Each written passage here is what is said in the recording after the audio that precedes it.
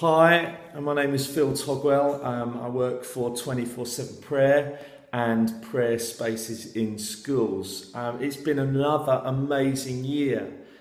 So far we've tracked and supported about 900 prayer spaces in schools over the last few years, and about half of those were in the last year. It's been exciting to see prayer spaces popping up all over the world, it seems. There's been a few in New Zealand, in Germany, in Austria, in Kenya and Uganda, and obviously a load in the UK. And it's been really exciting for us since January to watch the stories popping up on the Facebook group for prayer spaces in schools in Malta. Well done, everybody. I hope you're having a brilliant day. Sharing stories and learning together about how to run prayer spaces in schools really well. I'm really sorry that I can't be with you. I would love to have been there, and I'm grateful for the invitation from Father Paul. But as I couldn't be there, Father Paul sent me some questions to answer, and I'm going to have a go. Here's the first one. How can prayer spaces not just be one-off experiences for the child and become an ongoing part of his or her life? That's a great question. The first thing I'd say is that one-off experiences are good. People go away on retreats. They have moments of revelation and experience, and these are good things, so we mustn't despise those. However, we do want to grow prayer into a rhythm of life, a daily rhythm of life. We breathe in and out every day. We breathe in, if you like, prayer and intimacy with God, and then we breathe out mission and engagement in the world around us. John Wesley said, when he was asked about his prayer life, he said that he never prayed for more than half an hour. And then he added, but I never go for longer than half an hour without praying. This is what we hope for, isn't it? For a daily rhythm of non-stop prayer, as Paul says, to pray continually. I think with prayer spaces we can encourage students to take the simple ideas, these everyday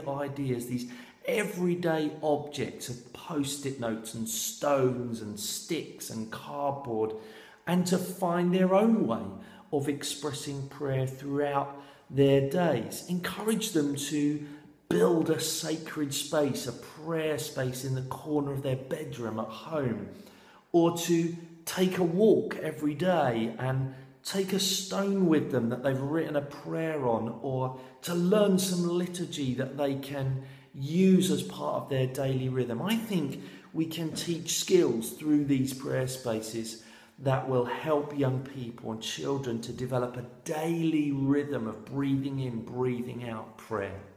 Second question, when should a prayer space be organised?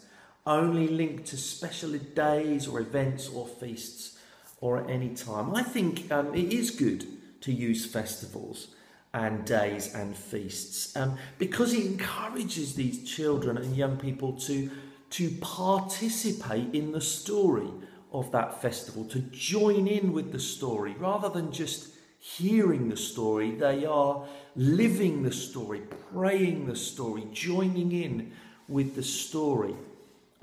However, it's not important that the prayer space has to happen at those times because, as I've mentioned already, we want to encourage non-stop prayer. We want to encourage these children and young people to develop a prayer life that is daily, non-stop. Our hope is that they develop a lifestyle of prayer, a daily communion with God. So I think it's up to you. I think if it fits well with the school to focus on key festivals or times of transition in a school year, go for that.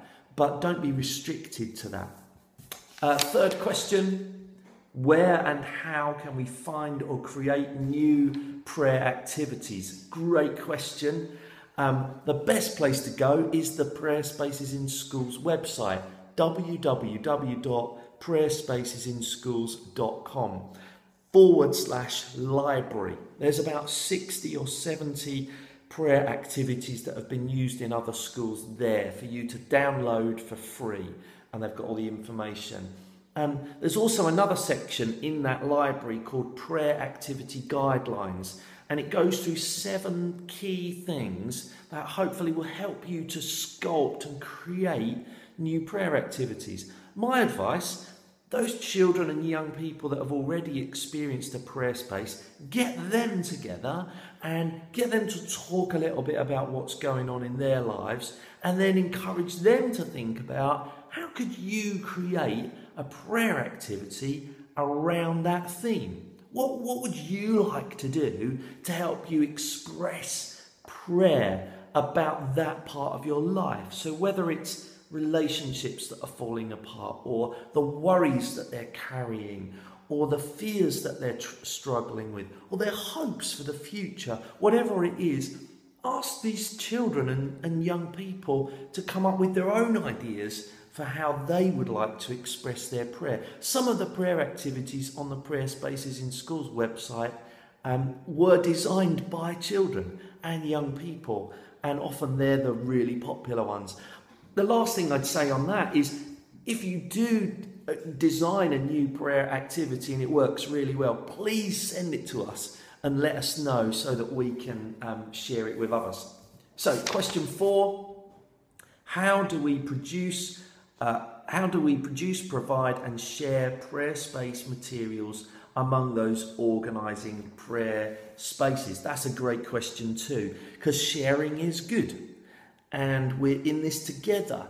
The lives of these children and young people are too important for us to be doing our own thing and working alone. We must work together for the sake of the kingdom and the sake of this younger generation who we want to help reconnect with God. What happens in the UK is often a church or an organisation or even a school might buy or create some activities and then share them with others in their area. Perhaps the best way to do this is to appoint a coordinator or a regional organiser. Maybe this is something you can do in Malta, is recognise where good prayer spaces are happening in schools and look for someone who could be a regional organiser or a coordinator who can look after some prayer activities and resources that could be shared with lots of other people. Maybe that's one way that you can do it. Question number 5. What do we do with the hurts that have been touched and expressed in a prayer space? This is a really good question too. I think it's important to say at the start that it's okay to express hurts and anger and pain. God is okay with us communicating with him in that way. Half of David's Psalms are full of his anger and his hurt and his pain. And it's the first step to being healed, is to express and expose that pain. You know, if I had a cut on my arm, a wound, and if it had kind of closed up before it had been healed properly, then it would just get infected. What needs to happen is the wound needs to be opened in order that healing can begin to happen. It's reminded me, I received an email last week and a student said this: the prayer space affected me in ways I didn't expect. I found myself getting really emotional. The prayer space opened old scars, but it also helped me heal them better this time, so it will be harder to get upset about the same things next time. I think that's what prayer spaces do. They give permission to express the stuff in our lives that we find difficult so that God can begin to heal. I'd say 2 things. One, as teams, as teachers, as catechists, as youth workers, let's watch and listen carefully to what's going on. let's be ready to offer to the child or the young person who's finding this difficult, who's finding this painful, offer someone to talk to. Would you like to talk about this some more? Let's connect with teachers or other professionals who might be able to offer help when there are really big things going on in these children's and young people's lives.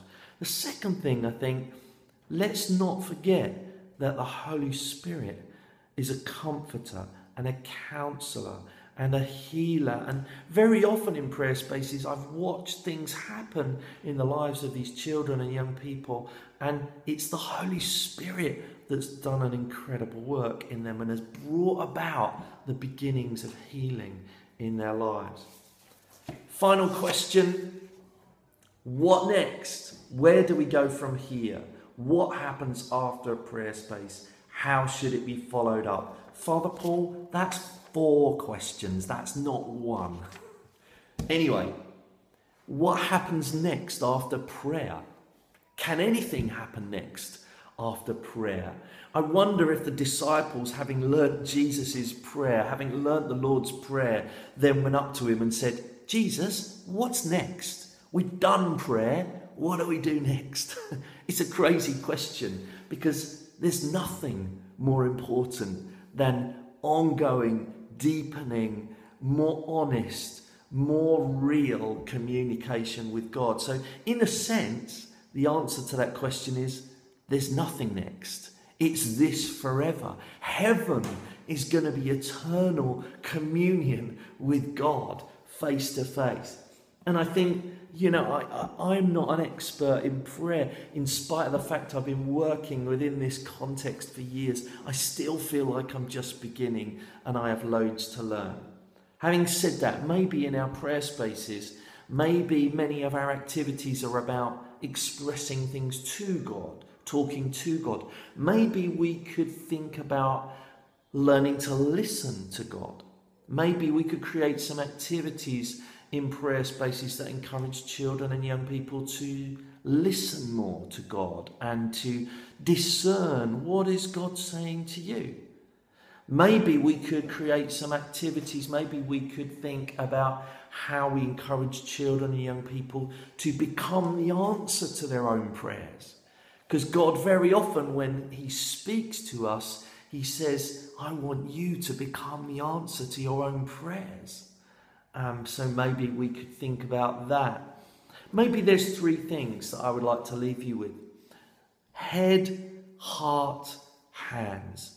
What do we do next? Let's think about what are the questions that this time of prayer has raised for us. What unanswered questions, what new thoughts, what new ideas have begun to form in my mind? What challenges has this prayer space brought to my thinking and my theology and my understanding that I need to do something about? What about my heart? What has this prayer space experience done for my heart? What feelings has it unearthed? What emotions has it challenged? What's inspired me? What is it that I long for now as a result of this encounter through a prayer space? And finally, what is in my hands? What am I going to do now with the things that I've experienced? Maybe this will be a good thing with children, with young people, as they finish their prayer space experiences, to ask them, what's in your head? What's in your heart?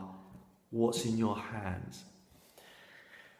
Those are my answers to Father Paul's 6 questions. I hope they're okay. I've taken 14 minutes, which is much longer than Father Paul said I could have. Sorry. I hope you have a brilliant rest of the day. Let's stay in touch. Let's continue to serve the kingdom and serve these incredible children and young people as best we possibly can. This is a worthy pursuit. Much love to you all. I hope to see you all again soon. Bye-bye.